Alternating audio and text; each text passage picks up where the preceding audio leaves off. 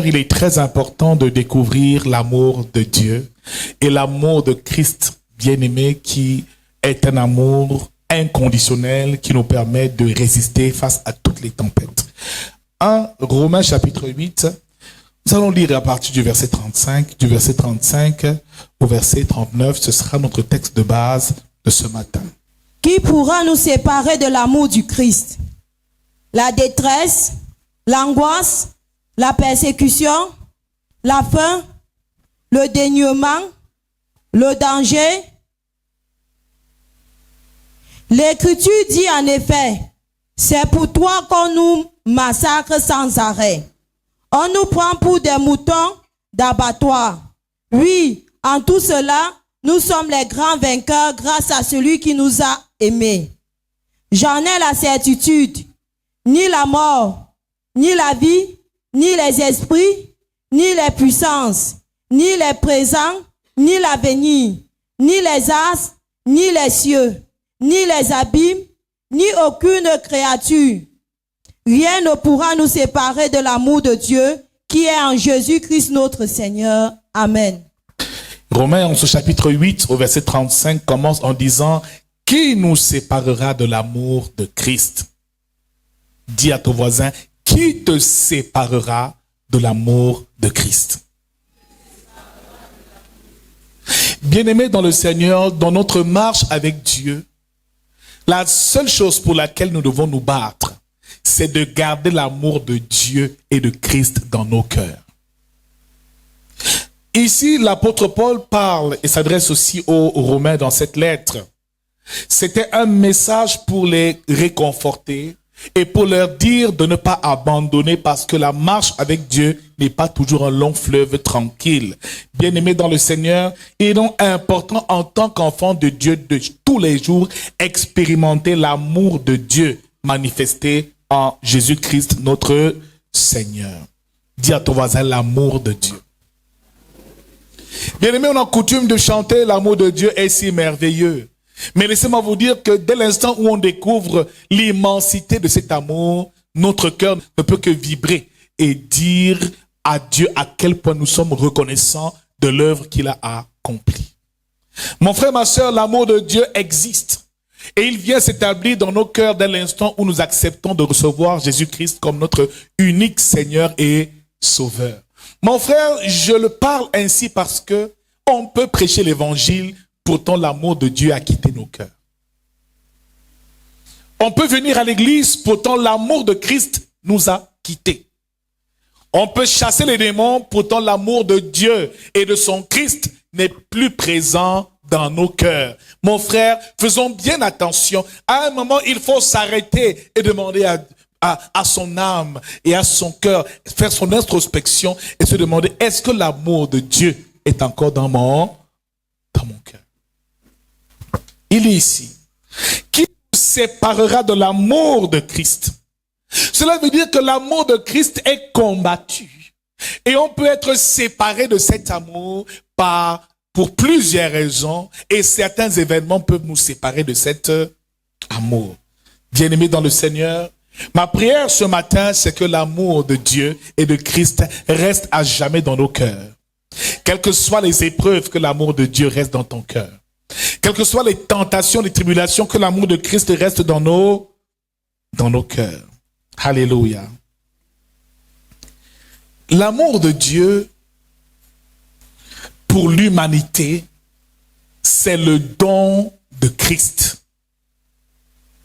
Et Jean chapitre 3, verset 16 nous dit que Dieu a tant aimé le monde.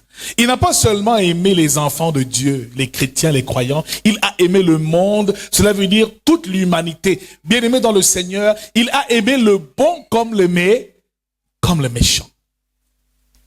Et parce qu'il a aimé le monde, il a donné son fils, son unique fils, afin que par lui nous soyons sauvés. Bien-aimés dans le Seigneur, ça là, c'est la marque de l'amour que Dieu a manifesté à l'humanité. Dès l'instant où nous devenons enfants de Dieu, cet amour vient habiter dans nos cœurs. On croit dans son cœur que Christ est mort par amour pour nous sauver de la mort. Mais on croit aussi que Dieu l'a élevé et l'a ressuscité des morts. Bien aimé, c'est sur ce fondement que notre foi doit être bâtie.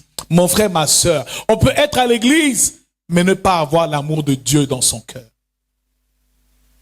On peut venir s'asseoir tous les dimanches, mais ne pas découvrir l'amour de Christ dans son cœur. Frère, je vois des personnes qui ont encore de la place dans leur cœur pour la jalousie, pour la méchanceté, pour le commérage et pour la haine.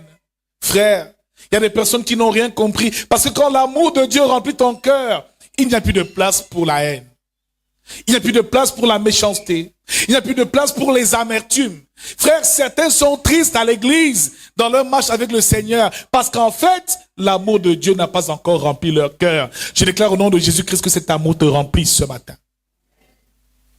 Le croyant qui se plaint tout le temps, oh, ça ne va pas, j'ai trop de problèmes, je suis découragé, je veux abandonner, en fait n'a pas encore expérimenté l'amour de Dieu et encore moins l'amour de Christ. Frère, parce qu'ils ont découvert cet amour. Ils sont sortis dans les rues, ont commencé à prêcher l'évangile, étaient tabassés, étaient fessés, enfermés, emprisonnés. Mais quand ils se relevaient, ils continuaient à répandre l'évangile de paix parce que l'amour de Christ dans leur cœur avait surpassé toute chose. Alors frère, ceux qui à la moindre épreuve abandonnent, s'attristent malgré les tribulations de ce monde, n'ont peut-être pas encore découvert le véritable amour de Dieu. Frère, quand cet amour est dans ton cœur, c'est comme un feu qui brûle, qui t'amène à le servir contre vents et marées. Quelles que soient les persécutions, cet amour ne quitte jamais ton cœur. Cet amour t'embrasse de l'intérieur et te pousse à te sacrifier et à te donner par amour pour les autres. Mon frère, ma sœur, Dieu a testé Abraham un jour et lui a dit, va à la montagne de Morija et va me donner ton fils en sacrifice afin que tu manifestes réellement l'amour que tu as pour moi. Frère, nous disons tous que nous aimons Dieu, que nous aimons Jésus-Christ, mais l'amour de Dieu se démontre et se prouve par des actes. On ne le dit pas seulement de sa bouche, j'aime Jésus, j'aime Dieu. Frère, c'est parfois par des actes de sacrifice qu'on voit à quel point nous aimons notre Seigneur. Bien-aimés dans le Seigneur, beaucoup aiment le Seigneur, aiment Dieu quand tout va bien. Quand on a un peu d'argent, quand on a un bon travail, quand tout semble aller parfaitement, quand cette semaine on a eu un peu de ressources, on bénit le Seigneur, oh mon Dieu, je t'aime de tout mon cœur. Mais lorsqu'on a un peu moins d'argent et qu'on est persécuté, cet amour s'en va par la fenêtre. Mais Abraham ce jour est monté à la montagne. Il a laissé sa femme Sarah à la maison. Et par la suite, il a laissé ses 2 serviteurs au pied de la montagne et il est monté avec Isaac, son fils unique. Bien-aimé, c'est ici une représentation de ce que Dieu le Père a accompli pour nous, pour toi et pour moi, pour que nous ayons la vie éternelle, parce que l'humanité était perdue. Le diable avait détruit tout. Aucune âme ne devait être sauvée. Il fallait qu'il récupère par le sacrifice de son fils, de son sang, l'humanité qui avait été déchue. Alors mon frère, quand Abraham vient sur cet autel et qu'il voit le bûcher, il commence à l'allumer. Isaac lui dit, mais père, voici le bûcher. Où est l'agneau? Où est la brebis? Et là, ici, Abraham dit que pour l'agneau, le Seigneur, l'Éternel pourvoira. Bien aimé, ce texte nous montre à quel point Abraham avait de l'amour pour Dieu. Était prêt à faire des sacrifices pour Dieu, était prêt à perdre ce qu'il avait de plus précieux par amour pour Dieu. Mon frère, il est important de réaliser qu'une chose, l'amour de Dieu passe par le sacrifice. Alors, Abraham a manifesté son amour. Et lorsqu'il était sur le point de tuer son propre fils, frère, c'est là où l'ange apparaît. C'est là où Dieu apparaît pour lui dire non, ne fais pas de mal à cet enfant. Voilà un bélier qui est là, prends-le et immole-le à la place de ton enfant. Frère, ce qui nous touche encore plus dans ce texte, ce n'est pas seulement le courage, l'amour et la foi d'Abraham, mais c'est encore plus l'obéissance d'Isaac. Isaac savait ce qu'Abraham était en train de faire. Nous parlons beaucoup de la foi d'Abraham. Nous parlons beaucoup de l'amour qu'Abraham a manifesté envers Dieu. Parce que quand Abraham a fait cet acte, posé cet acte, Dieu lui a dit, maintenant je sais à quel point tu m'aimes. Abraham aimait réellement Dieu et il lui faisait confiance. Mais encore plus, Isaac qui était couché là. Alors dis à ton voisin, toi à la place d'Isaac, est-ce que tu resterais couché et attaché sur l'autel comme ça, attendant que le feu s'allume pour que tu sois brûlé? Je suis sûr que tu allais prendre tes jambes à ton cou. Tu allais dire que je te respecte, mon père. Mais moi, ici, mourir aujourd'hui, mon heure n'est pas encore venue. Amen. Dis à ton voisin, est-ce que tu aurais pu mourir comme Isaac, accepter? Ton père te réveille un matin, il te dit, couche-toi ici, il attache tes mains, il attache et tout, il prend l'essence, il verse sur toi, tu le vois faire. Tu vas le laisser? La bagarre va comment? Tu veux vivre, mon frère. Dis à ton voisin, on aime la vie. Ah oui. Mais encore plus, Isaac qui était assis, il a posé une question très subtile à son père. Mais voici le bûcher, mais où est le sacrifice? Il savait lui-même qu'il était le sacrifice. C'est la raison pour laquelle l'amour de Christ est un amour qui surpasse tout amour. Alléluia. Parce que Christ s'est rendu humble et obéissant jusqu'à la mort à la croix. Il a accepté volontairement de mourir. Il y a donc l'amour de Dieu d'un côté. Mais il y a aussi l'amour de Christ, qui est ce qu'on appelle un amour sacrificiel. Cela veut dire, c'est la raison pour laquelle Dieu l'a élevé. Il a été souverainement élevé parce qu'il est le seul sur terre, dans les cieux, dans les mers et partout dans le monde et dans la création à avoir accepté de payer ce prix par amour pour toi et pour moi. Alors ce matin, cesse de pleurer. Cesse de te morfondre. Parce que la dette a été payée. Il a porté sur nous tous nos fardeaux, toutes nos iniquités, tous nos péchés. Nous avons été sauvés. Mon frère, ne regarde pas tes problèmes actuels, mais regarde au salut que Dieu nous a accordé. Le plus grand miracle que tu peux recevoir, c'est d'abord la vie éternelle. Quand nous venons à l'église, c'est d'abord nous rassurer que nous sommes réellement sauvés. Frère, l'argent, les biens de ce monde passeront, mais seul Christ demeurera à jamais dans nos vies. Bien-aimés dans le Seigneur, réalisons à quel point cet amour est important à vivre. Alors quand tu réalises ce que Dieu a fait, frère, ton amour pour Dieu grandit et il établit cet amour dans nos cœurs.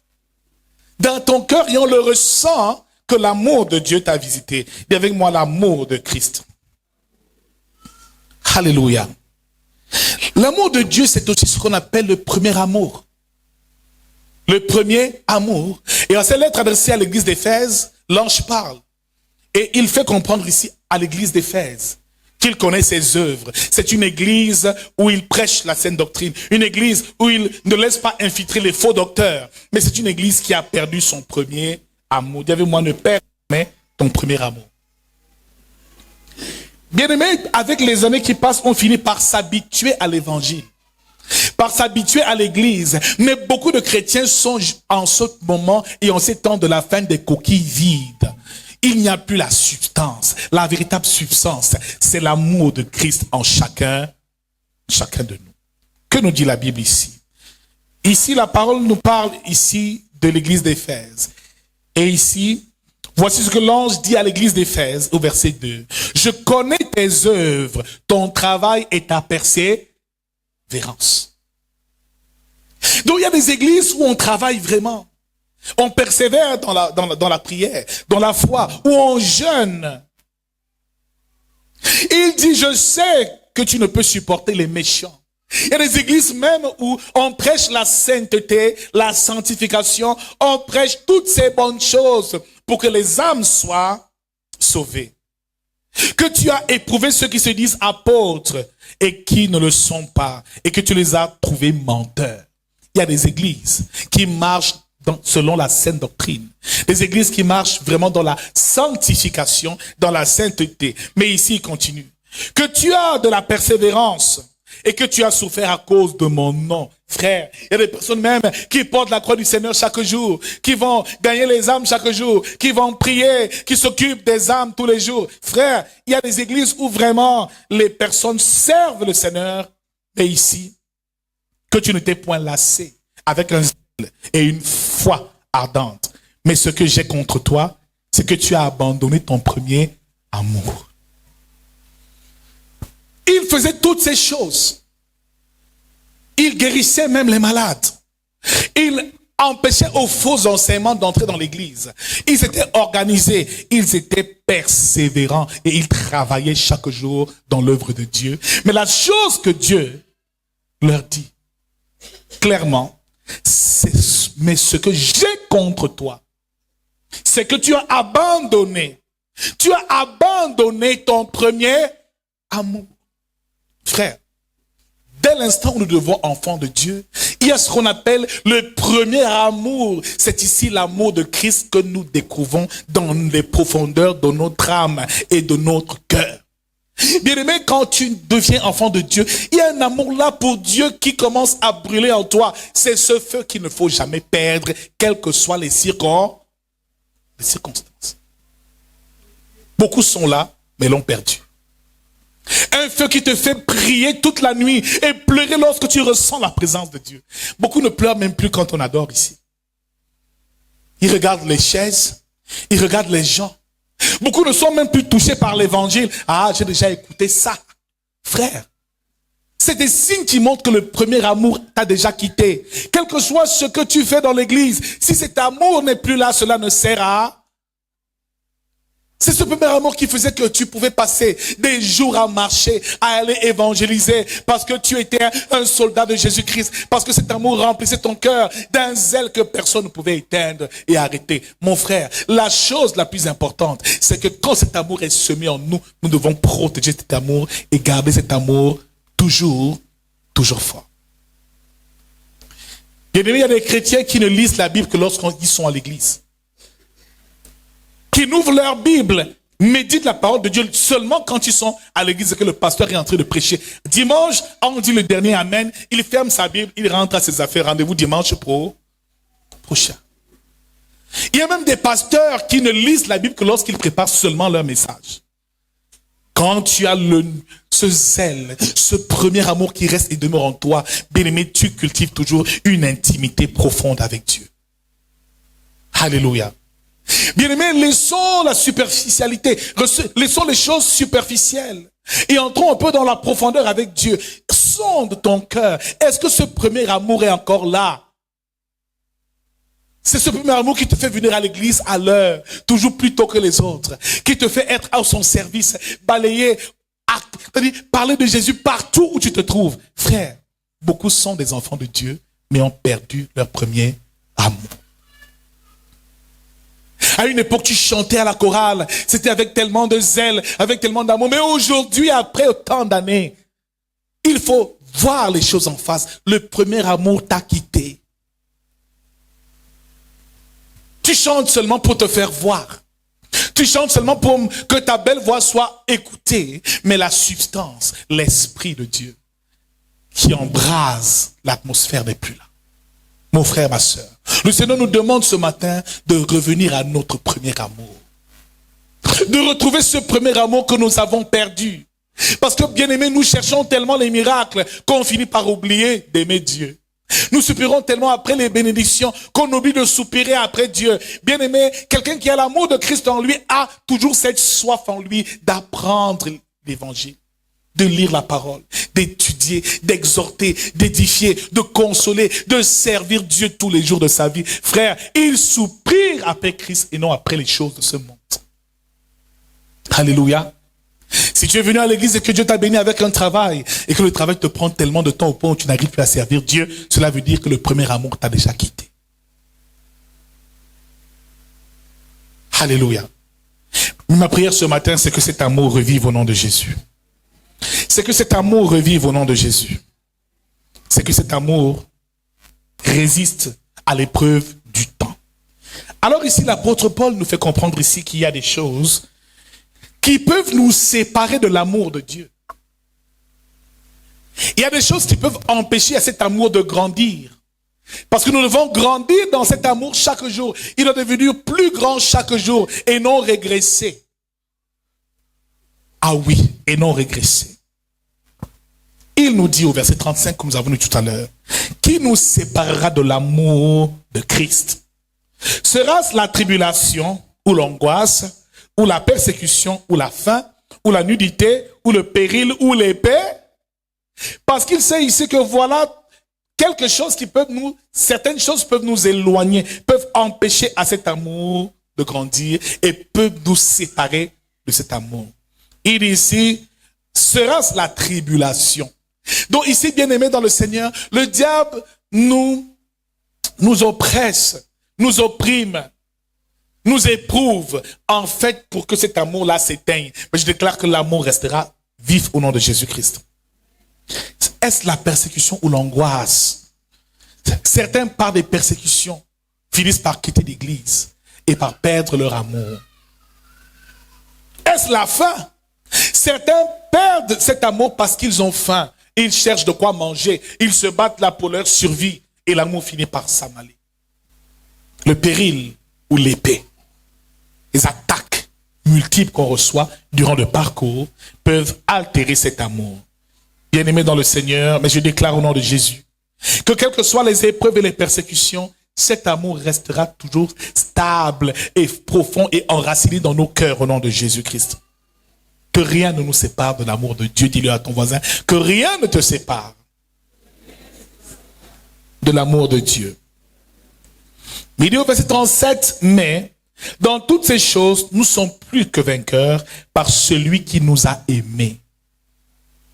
Car j'ai l'assurance que ni la mort, ni la vie, ni les anges, ni les dominations, ni les choses présentes, ni les choses à venir, ni les puissances, ni la hauteur, ni la profondeur, ni aucune autre créature ne pourra nous séparer de l'amour de Dieu manifesté en Jésus-Christ notre Seigneur.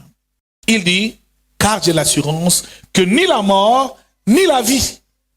Cela veut dire que la mort peut nous séparer de l'amour de Dieu. Alléluia. Bien-aimés dans le Seigneur, ici nous parlons de la perte peut-être d'un être cher. J'ai eu le témoignage d'une femme qui a perdu son mari et qui par la suite n'arrivait plus à avoir la paix. Alléluia. Et là je lui dis, maman, il faut que tu aies la paix. Si tu commences à aller de dépression en dépression à cause du départ de ton mari, cela veut dire en fait que l'amour de Christ n'a pas rempli ton cœur. Bien-aimé dans le Seigneur, il doit remplir ton cœur au point où, même si tu perds un être cher, cet amour puisse t'aider à résister face à la mort. Bien-aimé dans le Seigneur, l'amour de Christ surpasse même la mort. Il y a une qui me voit et me dit, homme de Dieu, ça ne va pas. Vraiment, mon mari a fait ci, il a fait ça, il m'abandonne, je ne sais plus quoi faire, je suis découragé, je suis désespéré, je veux me suicider, me donner la mort. Je dis, maman, grandis dans l'amour de Christ. Grandis dans l'amour de Dieu. Ce que tu me dis là montre que l'amour de Dieu n'arrive pas à te combler. Ne crois jamais qu'un homme va te combler, mon frère, ma soeur. Ne crois jamais qu'une femme va te combler, mon frère, parce que tout homme est faillible. Et il dit, maudit soit l'homme qui met sa confiance en l'homme et qui prend la chair pour son appui. La femme que tu veux là, tu pries pour elle, tu supplies pour elle, mais dès qu'elle arrive, un mois après, ça commence à être la bagarre à la maison. Tu commences à l'appeler la sorcière, la veuve à mort. Parce qu'en fait, l'homme est constamment un éternel insatisfait. Alors, réalise une chose. Plus l'amour de Christ et de Dieu grandit dans ton cœur, te comble et comble le vide. Quand cet amour est en toi, tu ne peux plus ressentir la solitude. Les personnes qui recherchent seulement les compagnies pour combler le vide qui est en elles, cela veut dire qu'elles manquent de l'amour de Dieu. Je déclare que cet amour grandisse encore plus dans nos vies. Alléluia.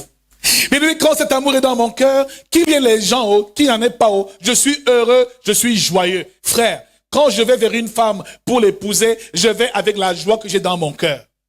Je suis déjà rempli de l'amour de Dieu. Frère, aucun homme ne peut m'aimer comme Christ m'a aimé. Aucun homme ne peut t'aimer comme Christ t'a aimé. Aucune femme ne peut t'aimer comme Christ t'a aimé. Aucun de tes enfants ne pourra t'aimer comme Christ t'a aimé. Bien-aimé, Christ est ton premier amour. Oh, depuis on ne me rend même plus visite. Je suis malheureuse. Tu es en train de pécher contre Dieu. Oh, aucun homme ne me regarde. Vraiment, pourtant, je fais le maquillage depuis. Je mets la poudre, je me fais belle. Mais c'est comme si les gens ne me regardent pas. Je suis malheureuse. Sois malheureux si Jésus te quitte. Ne sois jamais malheureuse parce que les hommes ne te cherchent pas. Mon frère, ma soeur, tu dois atteindre un niveau où tu es tellement rempli de l'amour de Dieu que ni l'or, ni l'argent, que rien ne puisse altérer cet amour-là au point où, mon frère, tu sois tellement heureux avec ou sans argent. Je me souviens, une jeune dame est allée voir sa soeur, lui rendre visite un week-end. Et un dimanche, après le culte, elle va la voir et lui dit, mais ma soeur, pourquoi est-ce que tu viens pas à l'église de Dieu? Elle dit vraiment, ma soeur, tu es venue à temps. Mais pourquoi? Parce que j'étais en train de vouloir me suicider. Elle avait les comprimés en main. Elle dit, comment ça? Tu voulais te donner la mort? Oui, je voulais boire les remèdes pour mourir. Je n'en peux plus. Et elle lui dit, mais tu veux mourir pourquoi? Assieds-toi qu'on parle. Elle pleure. Elle dit, ma belle-mère, elle me persécute trop. Ma belle-mère, quand elle vient ici, elle me parle n'importe comment. Elle m'humilie. Elle veut détruire mon foyer. Elle veut détruire ma vie. Vraiment, je n'en peux plus. Je veux mourir. Sa sœur a commencé à gratter la tête. Elle dit, c'est pour ça que tu veux mourir. À cause de ta belle-mère qui te persécute. Elle lui dit, regarde.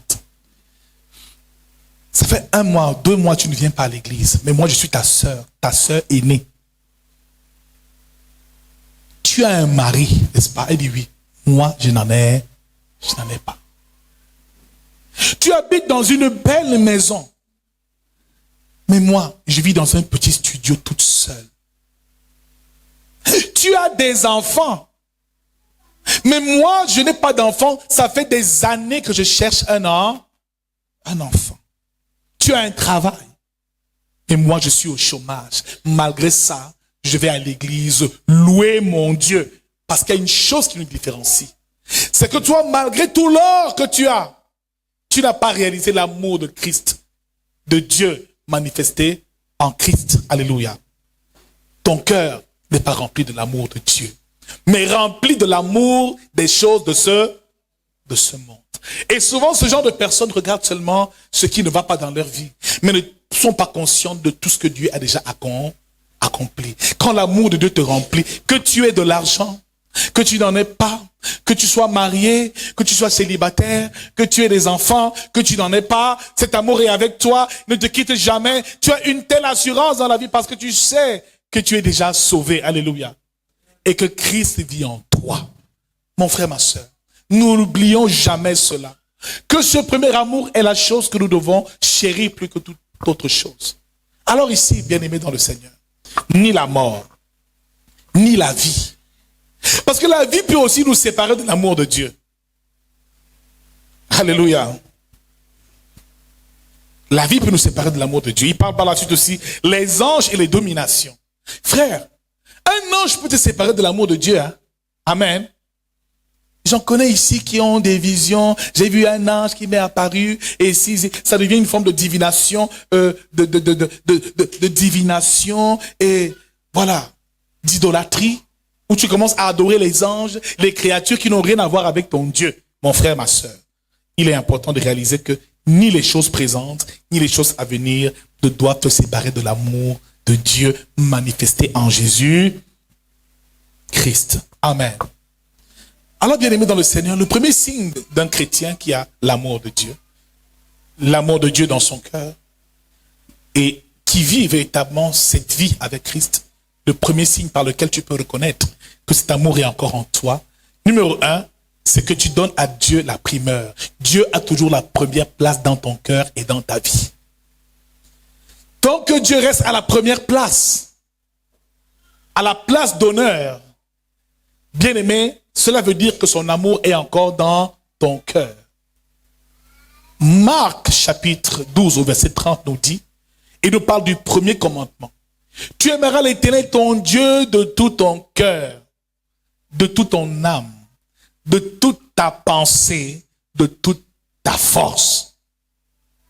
Bien-aimé dans le Seigneur, si toi tu es frère en Christ et que tu commences à pleurer, à être chagriné à cause de l'amour que tu as pour une sœur, tu es en train de pécher. Amen. J'en connais ici qui sont très malheureux. La fille m'a barré, il souffre, il commence à pleurer, à pleurnicher comme un bébé. À cause de Sandrine. À cause de Mireille. un être fait de chair comme toi. Frère, fais très attention. Tu aimeras l'Éternel, ton Dieu, de tout ton cœur. Donc ton amour là, ton cœur est d'abord à Dieu. Pas sur tes enfants, hein? Pas sur ton mari, mais d'abord à Dieu. Mais regarde un peu comment nous vivons. D'abord, nous mettons peut-être notre famille au-dessus. Après, c'est peut-être d'abord le mari. Après, non, d'abord les enfants. Pour les femmes, c'est d'abord les enfants. Amen. Les maris, lui, il est même à la 5e position. D'abord les enfants. Hein? Alléluia. Vrai ou faux? Non, frère. Ta petite fiancée, là, quand vous allez vous marier, ce sera bien au début. Hein? Mais quand les enfants arrivent, mon frère, elle va te prendre et te mettre au garage. Tous les bisous, ce sera pour bébé. Papa n'aura plus de place. Amen. Quand l'enfant chauffe seulement un peu la nuit, elle va dormir avec l'enfant. Mais quand toi tu chauffes, elle te dit, tu as plus le paracétamol. C'est quel palu qui dit même comme ça? Ah, c'est même quel homme qui est toujours malade comme ça. Elle se tourne et elle s'en va. Frère, c'est dur, hein, les femmes, ce que vous nous faites vivre souvent. Amen. Vous ne savez pas que les hommes sont aussi vos petits bébés? Alléluia. Non, c'est compliqué. La femme, elle fait des sacrifices pour son enfant parce qu'en fait, elle l'a mis à une place de choix dans son cœur. Mais laisse-moi te dire, et je l'ai souvent dit ici, que toute chose qui prend la place de Dieu dans ton cœur, Dieu commencera à combattre cette chose. Alléluia. Donc rassure-toi que l'amour de Dieu est prioritaire. Et que les sacrifices que tu fais pour ton Dieu, tu ne peux le faire pour personne d'autre dans ce bas monde. Alléluia. Quiconque aime son père ou sa mère, son fils, sa fille plus que moi, n'est pas digne de moi. Mais souvent, notre amour est tellement fort sur les enfants. Tellement les mamans, elles sont accrochées aux enfants. Et je vous ai fait le témoin ici d'une maman qui a tellement aimé son enfant quand elle a perdu son mari. Le garçon qu'elle avait, elle a commencé à le choyer, le chouchouter. À 15 ans, elle le lavait encore. À 22 ans, elle le lavait encore. Tiens, moi, c'est pas la sorcellerie. Un vieux gars avec la barbe à 22 ans, tu le laves, hein? Encore. Dis à une maman à côté, maman, tu exagères. Parfois, votre amour pour vos enfants, c'est compliqué. Les hommes aussi, parfois, leur travail prend trop de place. L'argent prend trop de place. La voiture qu'il achète prend trop de place. Alors, elle dormait avec son enfant sur le même lit. Elle s'est arrangée à ce qu'il ait le concours de l'école normale. Frère, cet enfant, quand il rentrait le soir de l'école, elle enlevait ses habits, elle le lavait, elle disait, oh Seigneur, merci cet enfant, oh mon papa, tu es tout pour moi, tu es mon mari, tu es mon père, oh tu es tout, mange alors. Et c'est-à-dire, c'était tout pour elle. Le jour où elle sort de l'école, la même nuit, il va s'amuser avec ses amis, boum, accident de circulation, l'enfant est mort sur le champ. Cette femme est devenue folle. Le seul enfant qu'elle a. Celui qui était à l'origine, celui qui était la source de sa joie, s'en est allé. Elle a commencé à marcher comme une folle.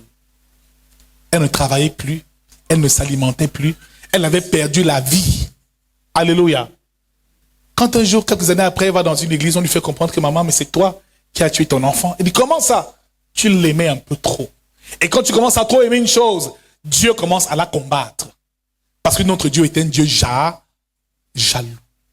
Mon frère, ma soeur, celui qui est enfant de Dieu et qui met toujours le Seigneur à la première place est un chrétien qui gardera toujours l'amour de Dieu et de Christ dans son cœur au nom de Jésus. Alléluia. Deuxième signe d'un chrétien qui marche dans l'amour de Dieu. Ce deuxième signe-là, il est très important. C'est que lorsque l'amour de Dieu est dans ton cœur, tu as toujours ce qu'on appelle la soif de Dieu. Un désir de rechercher toujours la communion avec le Saint-Esprit, avec Dieu, l'intimité avec Dieu. Tu as soif du Seigneur. Tu soupires après les choses de Dieu. Tu aimes les choses de Dieu. Quand on dit prière, tu préfères aller à la prière qu'aller à une fête. Mais certains ici, là, viennent le vendredi quand ils n'ont rien à faire. Le jour où on n'a pas invité quelque part dans un tuyau, il dit, ah, au moins à l'église, il y a un peu de musique, je vais m'amuser. Mes frères, si toi tu as le choix entre aller à un mariage le vendredi soir et venir au culte, moi, je préfère venir au culte que d'aller à un mariage. Alléluia.